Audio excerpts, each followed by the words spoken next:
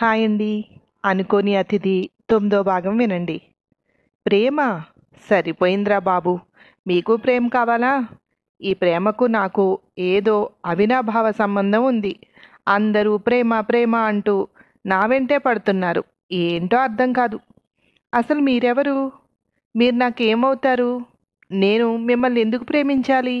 ఈ 3 క్వశ్చన్స్కి ఆన్సర్ చెప్పండి.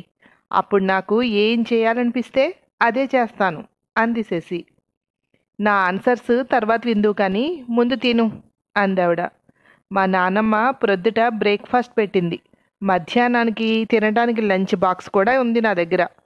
మీరెవరో తెలియకుండా బలవంతంగా ఎత్తుకొచ్చి తినమంటే మీరు పెట్టినవి నేను ఎలా తింటాను అంది.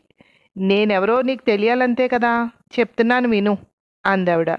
మేడం, అర్జెంటుగా రండి ఒకసారి అంటూ బయట నుండి ఒక ఆమె పరిగెత్తుకొచ్చింది. ఏమైందే అందావిడ. మీరు రండి చెప్తాను అంది వచ్చిన ఆమె. బయటకు వెళ్ళి మళ్ళీ తలుపులు మూసి ముగ్గురు వెళ్ళిపోయారు. ఎవరియుడా? అమ్మ వాళ్ళ పిన్ అయి ఉంటుందా? అమ్మ మీద కక్ష తీర్చుకోవడం కోసం నన్ను కిడ్నాప్ చేసిందేమో. కానీ ప్రేమ కావాలంటుందేంటి ఆలోచిస్తోంది శశి. బయటకొచ్చిన ఆవిడ ముఖానికున్న మాస్క్ తీసి వెళ్ళి చైర్లో కూర్చుంది. ఎదురుగా అభి. నానమ్మ, నువ్వేం చేస్తున్నావో నీకు అర్థమవుతుందా? ఏంటిదంతా అన్నాడు. నా మనవరాలు ఇక్కడే ఉందని తెలిసాక చూడకుండా ఎలా ఉంటాన్రా అంది. ఇన్నాళ్ళు ఎలా ఉన్నావు? నీ మనవరాలు నీకు శాశ్వతంగా దగ్గర కావాలా? ఓన్లీ ఒకరోజు చూసి వెళ్ళిపోయేలా కావాలా? అది ఆలోచించుకో ముందు నువ్వు అన్నాడు. వెళ్ళి పక్కన కూర్చుని తన చెయ్యి పట్టుకుని, నానమ్మ, నేను నీ కోసమే ఇదంతా చేస్తుంటా. ఒక్క 2-3 సంవత్సరాలు ఓపిక పట్టు. నీ మనవరాలు నీతోనే ఉంటుంది. నన్ను నమ్ము. ఈలోపు నువ్వు ఇలాంటి పనులు ఏమీ చెయ్యకు ప్లీజ్. మొత్తం చెడిపోతుంది అన్నాడు. నువ్వు మాట తప్పవని నాకు తెలుసులే. సరే, దాన్ని తీసుకువెళ్ళు అంది. ఇప్పుడు నువ్వు ఎవరంటే నేనేం చెప్పాలి అన్నాడు. ఎవరో పిచ్చిది. కూతురు దూరమైందట. అప్పటి నుండి కూతురు మనవరాలు అంటూ కలవరిస్తుంది అని ఏదో కథ చెప్పు. నేను పిచ్చిదాన్నేగా. ఇన్ని సంవత్సరాల నుండి ఎదురు చూస్తూ కూర్చున్నాను అంది. నానమ్మ, నేను చెప్పేది విను అన్నాడు అభి. పోరా, తీసుకుపో. నా కూతురే నన్ను కాదని వెళ్ళిపోయింది. ఇది ఉంటుందా అంటూ లోపలికి వెళ్ళిపోయింది. మీరంతా వెళ్ళిపోండి. ఎవరు ఉండకండి ఇక్కడ. వాళ్ళు వెళ్ళాక గేటు దగ్గర ఉన్న వాళ్లకు ఏం చేయాలో చెప్పి శశి ఉన్న రూంలోకి వెళ్ళాడు అభి. అభిని చూసిన వెంటనే, మీరు నన్ను కిడ్నాప్ చేశారా? నానమ్మ మిమ్మల్ని ఎంత పొగుడుతుందో తెలుసా అంది. ఓయ్ ఓయ్ ఆగు. నిన్ను కిడ్నాప్ చేసిన వాళ్ళ నుండి నిన్ను రక్షిస్తున్నాను. ఇప్పుడు నువ్వు నోరు మూసుకుని నా వెనకేరా. గోల చేయకు అన్నాడు. అయ్యో, సారీ సారీ. ఎవరో ముసలావిడ నన్ను కిడ్నాప్ చేసింది అంది. నాకంతా తెలుసు. నువ్వు మాట్లాడకుండా నా వెనకేరా అని అక్కడే ఉన్న ప్లేట్లో ఉన్న 2 సున్నుండలు చేత్తో పట్టుకుని ఎవరూ చూడకుండా వెళ్తున్నట్టు నక్కి నక్కి పక్కకు తప్పుకుంటూ గేటు బయటకు వెళ్ళాడు. తనని అనుసరిస్తూ శశి. గేటు దగ్గర ఇద్దరు పడి ఉన్నారు. అభి కూడా గేటు బయటకు వెళ్ళిపోయింది శశి. కొంచెం ముందుకు వెళ్ళి అక్కడ ఆగి ఉన్న తన బైక్ దగ్గర నిలబడి, నా కూడా బైక్లో వస్తావా? నీకేదైనా ఇబ్బంది అంటే నడిచే వెళ్దాం. ఒక్కటే సమస్య, వాళ్ళని కొడితే పడ్డారు. వాళ్ళు లెగిస్తే నీతో పాటు నన్ను రూమ్లో పడేస్తారు అన్నాడు. ఇది చెప్పండి, వాళ్ళంతా ఏమయ్యారు? ఈ ఇల్లు ఎవరిది అంది. ఇల్లు కాదు, ఎవరిదో అవుట్ హౌస్. వాళ్ళు ఇక్కడ మనల్ని చూశారంటే ప్రాబ్లం అవుతుంది. వెళ్తూ మాట్లాడుకుందాం.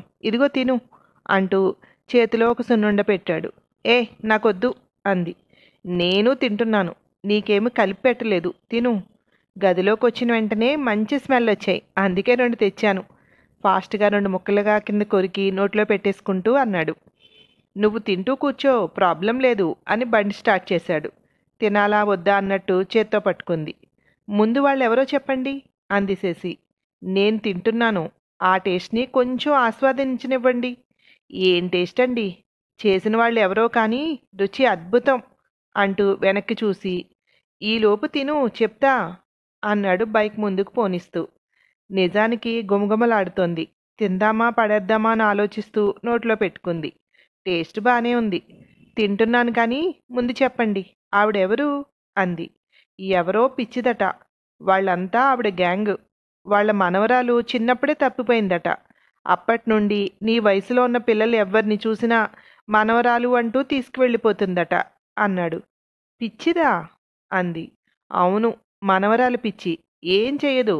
ఒకరోజు లేదా 2 రోజులు తన దగ్గర ఉంచుకుని శుభ్రంగా తిండి పెట్టి, ఈలోపు ఇంకొకళ్ళు ఎవరో దొరుకుతారు కదా, నువ్వు కాదు నా మనవరాలు, నువ్వు పో అంటూ వాళ్ళని పంపించి మళ్ళీ కొత్త వాళ్ళని చూసుకుంటుంది అన్నాడు. పాపం కదా అంది. నిన్ను తీసుకువెళ్తుంటే మా వాళ్ళు చూశారు కనుక ఆ బండి నెంబర్ ద్వారా ట్రేస్ చేసి మొత్తం ఇదంతా కూపీలాగా. లేకపోతే నువ్వు పాపం అయిపోయేదానివి. భయపడాల్సిన విషయం ఏం కాదులే. మీ నాన్నమ్మకి ఏం చెప్పకు. నేను కాలేజ్ దగ్గర దింపుతా. మాట్లాడకుండా కాలేజీకి వెళ్ళిపో అన్నాడు. నానమ్మ దగ్గర ఏది దాయను నేను. అన్నీ చెప్తాను అంది. మీ నాన్నమ్మకి చెప్పావంటే నువ్వు కాలేజీకి వెళ్ళిన దగ్గర నుండి వచ్చే వరకు కాలేజ్ గేట్ దగ్గరే కూర్చుని ఉంటుంది. ఈ వయసులో అంత ఇబ్బంది పెట్టడం మంచిది కాదు అన్నాడు. మళ్ళీ ఇంకోసారి ఎప్పుడైనా తీసుకువెళ్ళారనుకోండి, అప్పుడైనా చెప్పాలిగా. ముందు ఒకసారి తీసుకువెళ్ళారని అంది. నేను వాళ్ళ గురించి మొత్తం ఎంక్వైరీ చేశాను. ఒక్కసారి తీసుకువెళ్ళిన వాళ్ళని మళ్ళీ తీసుకువెళ్ళరు. ఈసారి నువ్వు వస్తానన్నా నిన్ను తీసుకువెళ్ళరు. కొత్త వాళ్ళని ఎవరో ఒకరిని తీసుకువెళ్తారు అన్నాడు. చెప్పకుండా ఉండడం ఎందుకో నాకు కరెక్ట్ కాదనిపిస్తోంది అంది శశి. సరే మరి నీ ఇష్టం. మీ నాన్నమ్మిక ప్రొద్దుటి నుండి సాయంత్రం వరకు ఇక్కడ కాలేజ్ బయటే కూర్చొని ఉంటారు, లేదా చదువు మాన్పించి తీసుకువెళ్ళిపోతారు అన్నాడు. అదొక్కటే భయం నాకు.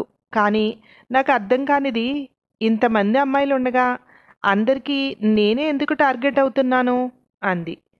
ఏమో, వాళ్ళకి నీకు ఏ రుణానుబంధం ఉందో. స్పీడ్ బ్రేకర్ వస్తుంది. మళ్ళీ నేను కావాలని అలా నడిపాను అనుకుంటావు. దిగు, అది దాటాకే ఎక్కు అన్నాడు స్కూటర్ ఆపుతూ. దిగి స్పీడ్ బ్రేకర్ దాటే వరకు నడిచి మళ్ళీ బండెక్కింది. అతని ప్రవర్తనకి ఫిదా అయిపోయింది. నాకు ఆపదున్న ప్రతి దగ్గర సేవ్ చేయటానికి మీరు ఉంటున్నారు, అదెలా అంది. కొంపతీసి ఆ ఆపదలు కూడా నేనే సృష్టించాను అనుకుంటావా ఏంటి? ఏమో, మన మధ్యలో ఏ రుణానుబంధం ఉందో అన్నాడు. అనుకోని అతిథిలా వచ్చారు అంది. నేను అతిథిని కాదు, ఫ్రెండ్ అనుకో ప్రస్తుతానికి అన్నాడు. ప్రస్తుతానికి అంటే తర్వాత ఇంకోటి ఏమైనా అనుకోవాలా అంది. పర్వాలేదు, అమాయకత్వాన్ని బాగానే మెయింటైన్ చేస్తున్నావు. మీ కాలేజ్ వచ్చింది అన్నాడు బండి ఆపుతూ. దిగి వెనక్కి తిరిగి చూడకుండా లోపలికి వెళ్ళింది. లంచ్ టైం అయింది. అభి మళ్ళీ వెనక్కి ఆ ప్లేస్కి వచ్చాడు. తిన్నగా లోపలికి వెళ్ళాడు. ఆవిడ బెడ్రూమ్లో పడుకొని ఉంది. వెళ్ళి పక్కన కూర్చుని సారీ అన్నాడు. నువ్వన్నా నన్ను అర్థం చేసుకుంటావు అనుకున్నాను. నువ్వు మీ నాన్నలాగే అందావిడ. లేదు నానమ్మ, ప్రామిస్, నా మాట నమ్ము. ఎప్పటికీ నీ దగ్గరే ఉండేలా చూస్తాను నీ మనవరాల్ని. వెంటనే అయిపోదు, కొంచెం ఓపిక పట్టాలి. అమ్మాయి పుట్టిన తర్వాత నువ్వు చూడలేదు, నువ్వు చూసింది ఇప్పుడే కదా అన్నాడు. అందుకే తీసుకురమ్మన్నాను. నువ్వు అడ్డు రాకుంటే ఇక్కడి నుంచి తీసుకువెళ్ళిపోయేదాన్ని దాన్ని అంది. అప్పుడు పోలీస్ కేసు అని, ఇన్వెస్టిగేషన్ అని పోలీసులు వచ్చి పట్టుకుని, ఎందుకులే అవన్నీ పెద్ద గొడవ, కొంచెం ఓపిక పట్టు అంటున్నాను కదా అన్నాడు. సరేలే, దానికోసమని అవన్నీ రెడీ చేశాను తెలుసా అంది. అందుకే నీ మనవరాలకి తినిపించానులే అన్నాడు. నా మనశ్శాంతి కోసం నువ్వేమీ నాకు అబద్ధాలు చెప్పక్కర్లేదు అంది. లేదు నానమ్మ, నిజం. తనను తీసుకువెళ్తూ వెళ్తూ ఆ ప్లేట్లోవి తీసుకువెళ్ళి తనకొకటి ఇచ్చాను. తింది. నీ చేతులతో నువ్వు తయారు చేసి ఏం కావాలంటే అవి పెడదువు గాని ముందు తను మనల్ని నమ్మాలి. అప్పుడే అన్నీ జరుగుతాయి. ఈలోపు నువ్వు తొందరపడి ఏమీ చెయ్యొద్దు అన్నాడు. చెయ్యను. నేను రేపు వెళ్ళిపోతున్నాను. నీకోసం ఎదురు చూస్తూ ఉంటాను. ఈ బొందిలో ప్రాణం ఉండగా నా మనవరాల్ని నువ్వు తీసుకొస్తావని నమ్మకంతో బ్రతుకుతాను. నేను వెళ్ళే వరకు నువ్వు నాతో ఉండొచ్చు కదా అంది. ఉండొచ్చు, కానీ సాయంకాలం మళ్ళీ శశి వాళ్ళ నానమ్మకి చెప్తుందేమో. ఆవిడ నన్ను అడగొచ్చు. దానికి నేను ప్రిపేర్గా ఉండాలి కదా. కనిపించలేదు అనుకో, ఇంకా అనుమానాలు పెరుగుతాయి. అందుకే నేను వెళ్తాను. రేపు ఉదయం వస్తాను. నువ్వు వెళ్ళే వరకు నీతోనే ఉంటాను అన్నాడు. 1 గంట అంతేగా. ఉదయం వస్తే నువ్వు నాతో ఉండేది. ఉన్నది ముగ్గురు. ముగ్గురు చూడు, 3 దిక్కులు. నువ్వు అక్కడుండి చదువుకుంటే నీతో ఉండేదాన్ని. నువ్వు శశి కోసం ఇక్కడికొచ్చావు. నేనక్కడ ఒంటరి అయిపోయాను అంది. నానమ్మా, నేను ఇదంతా చేసేది నీకోసమే అన్నాడు. తెలుసురా బాబూ, తెలుసు. సరే వెళ్ళు అంది. ఆ మాట నవ్వుతూ చెప్పొచ్చు కదా అన్నాడు. నవ్వుతూ సరే వెళ్ళు, రేపు మార్నింగ్ వచ్చేయి అంది. కాలేజీలోకి వెళ్ళిన శశిని లతిక అడిగింది. ఏమైంది, ఆఫ్టర్నూన్ వచ్చావు అని. చిన్న పని ఉండి బయటికి వెళ్ళాను, అందుకే ఇప్పుడు వచ్చాను. మా నాన్నమ్మకి తెలియదు, చిన్న సర్ప్రైజ్ ప్లాన్ చేశాం, అందుకే ఆవిడకి తెలియకుండా వెళ్ళొచ్చాను అంది. నాకు సర్ప్రైజ్ లాంటివి చాలా ఇష్టం అంది లతిక. ఇద్దరూ బాక్సులు ఓపెన్ చేసుకుని తింటున్నారు. అసలు నిజం దీనికి చెప్పానంటే కాలేజ్ మొత్తం తెలిసిపోతుంది. అభి చెప్పినట్టు ఎవ్వరికీ తెలియకుండా సైలెంట్గా ఉండిపోవడమే అనుకుంది శశి. టైం అవుతోంది, ఏంటి ఆలోచన, తొందరగా తిను అంది లతిక. తిని క్లాస్కి వెళ్ళిపోయారు. ఈవినింగ్ వస్తుంటే గేటు బయటకు వచ్చిన వెంటనే నానమ్మని చూసి ఆమె దగ్గరికి వెళ్ళింది శశి. లతికకి ఎందుకో ఆమెను చూస్తే కొంచెం భయంగా అనిపిస్తుంది. అందుకని వాళ్ళ కూడా వెళ్ళడం లేదు. కొంచెం లేటుగా, లేదంటే కొంచెం ముందుగా వెళ్ళిపోతుంది. నానమ్మ కూడా నడుస్తూ చెప్పాలా వద్దా చెప్పాలా వద్దా అని ఆలోచిస్తోంది శశి. ఏంటి, ఏదో ఆలోచిస్తున్నావు, ఏదైనా చెప్పాలా అంది సీతమ్మ. ఏం లేదు, క్లాసులో లెసన్స్ గురించి ఆలోచిస్తున్నాను అంది శశి. అప్పుడు ఇలానే చెప్పావు, మళ్ళీ అలాంటిదేం లేదు కదా అంది సీతమ్మ. అభి వెనకే వస్తూ సరిగ్గా అప్పుడే వాళ్ళ దగ్గర వరకు వచ్చాడు నడుస్తూ. ఏం బాబు, మళ్ళీ బండి పాడైందా అంది.